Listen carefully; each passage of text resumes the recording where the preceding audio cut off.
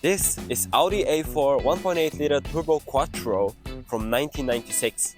And you might be wondering, what's so special about it? Well, it is among the earliest produced, it had just one owner until a year ago, and it's completely stock. But before we go any further, let's see if the claimed 8.6 seconds 0 to 100 by Audi is real.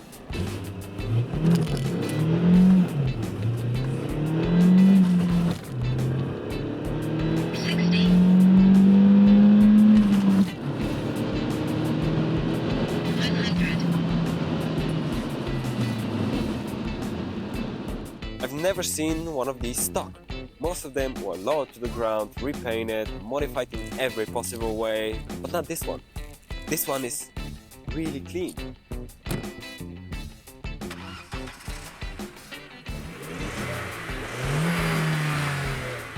I'm trying to understand what it must have felt like to buy this car new in the mid to late 90s. Before tuning culture, before forums, before anyone knew what this engine could really handle. The Quattro system in particular offered a very pleasant and confidence-inspiring ride. But is it really all that good? Let's get on with the drive. So we did mention the engine, and what was so special about it? Well, to begin with, the engine is mostly forged. It had forged pistons, it had forged crank and forged connecting rods, which already made for a very tunable engine. Also, having 5 valves per cylinder really helped with this engine having pretty good torque down low even before the turbo kicks in. And the way the turbo kicks in is just really smooth. You barely feel it in higher gears. You can definitely feel that it is a Quattro. The way it shifts its weight is really interesting. It feels like a pendulum, you know? Before you go the other way, the whole weight of the car just needs to shift in a very interesting way. And I kind of like that. It's very predictable.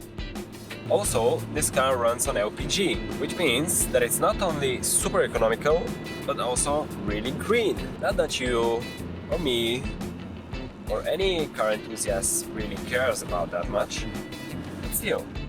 You know, back in the 90s, Audi had won multiple titles and a lot of races in BTCC and DTM, which I think furthermore proved that this platform is really capable. So with only 150 horsepower and 210 Nm of torque, the engine does feel fast, you know.